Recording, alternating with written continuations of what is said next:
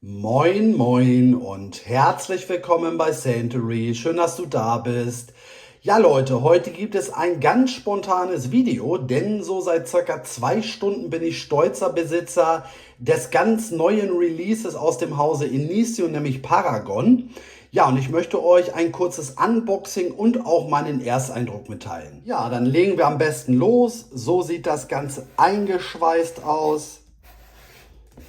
Dann packen wir es natürlich einmal aus. Ja, ein Unboxing geht einmal. Ja, und wenn es schief geht, dann geht es eben schief. Ist immer gar nicht so einfach, weil man, während man spricht, hier was auseinanderfummelt.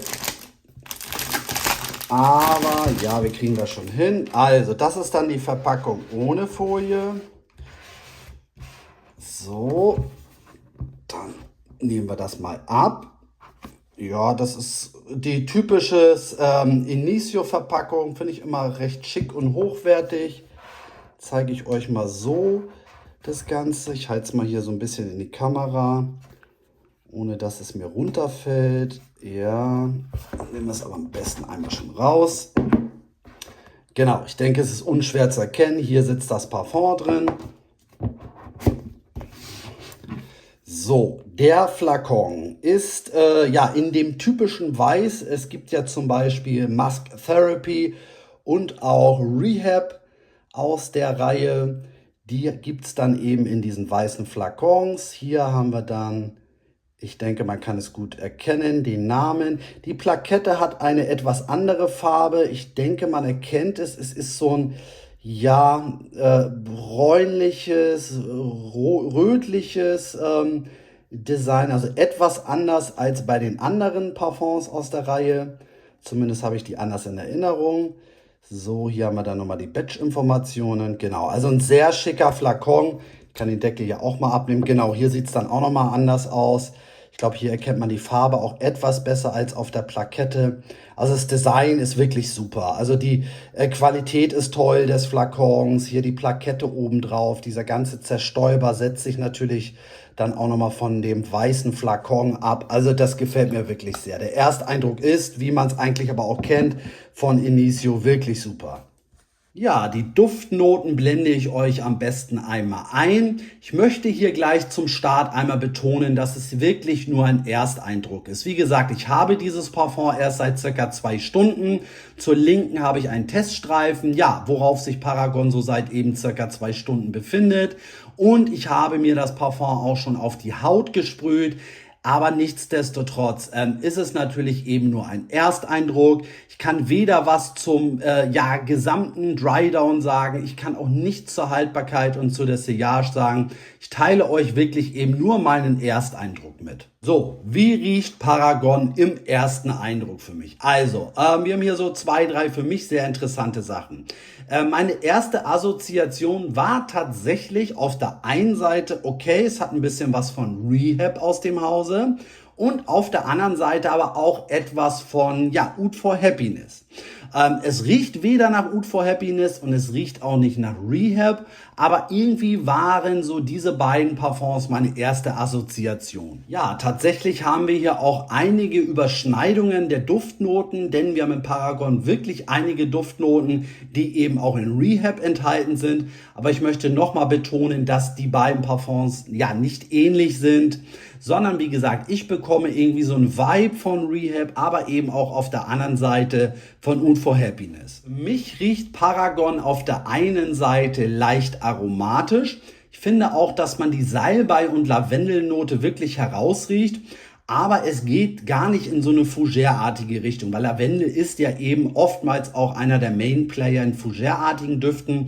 Da geht es hier wirklich absolut gar nicht drum. Es geht nicht in so eine Richtung, sondern ich finde, dass die Salbei- und Lavendelnote so wirklich ganz angenehm und so leicht aromatisch mitschwingt. Jetzt kommen wir aber mal zu einem der Main-Player in diesem Duft und das ist für mich ganz klar die Pflaume. Ich muss aber dazu sagen, dass diese Pflaume nicht zu süß ist, nicht zu überladen ist und eben perfekt auf die anderen Duftnoten abgestimmt ist. Und diese Pflaumennote wird perfekt durch Pfeffer ergänzt. Denn wir bekommen durch den Pfeffer so eine leichte Schärfe und auch wieder Würze. Es ergänzt sich übrigens auch wieder super mit den aromatischen Duftnoten Salbei und Lavendel aus der Kopfnote. Und dann wird Paragon für mich tatsächlich auch immer holziger. Unter anderem haben wir nämlich Palo Santo als Duftnote. Das ist ein südamerikanisches Holz, was für so eine leichte aromatische holzige Note bekannt ist. Das Ganze wird dann wiederum durch so eine sehr weiche, feine, ja, Sandelholznote ergänzt. Das passt einfach perfekt zusammen. Und dann nehme ich tatsächlich auch im weiteren Duftverlauf Oud wahr. Vom Oud rieche ich persönlich am Anfang erstmal gar nichts heraus. Es kommt dann wirklich so nach, ja, ich würde jetzt tendenziell sagen, nach 1 bis 2 Stunden, dass die Oud-Note vor allem auf der Haut immer präsenter wird. Aber für mein Empfinden ist da auch nichts animalisch oder ja, ich sag's jetzt mal ganz salopp, stinkig oder so. Also absolut gar nicht. Es ist eine ganz weiche, angenehme Oud-Note, was sich eben auch der Sandelholz- und Palo Santo Holznote ideal anpasst. Also es ist wirklich perfekt aufeinander abgestimmt. Ja, also dann fasse ich mal ganz kurz meinen Ersteindruck zusammen. Wir haben eine leichte Aromatik durch Salbei und durch Lavendel. Einer der Mainplayer ist hier ganz klar die Pflaumennote, die aber nie zu süß und nicht zu überladen ist. Dann haben wir durch Pfeffer eine leichte Schärfe und Würzigkeit, auch sehr angenehm. Und dann wird der Duft tatsächlich im weiteren Duftverlauf immer holziger, eben durch Palo Santo, Sandelholz und Oud. Ja, der Ersteindruck von Paragon ist wirklich toll. Ich freue mich auch darauf, das Parfum in den nächsten Tagen öfter tragen zu können. Dann kann ich natürlich auch ja, in den nächsten Wochen auch mehr zu dem Duft sagen. Ich möchte aber mal eine Sache ansprechen. Und zwar fand ich die Kopfnote zwar einigermaßen toll, aber ich war nicht hin und weg. Und da möchte ich auch ehrlich sein, es ist durchaus eine schöne Kopfnote, aber es ist für mich keine Kopfnote gewesen, die mich sofort abgeholt hat. Das soll jetzt aber auch auf gar keinen Fall negativ klingen. Also ich finde die Kopfnote natürlich schön, sonst hätte ich mir diesen Duft ja auch gar nicht gekauft.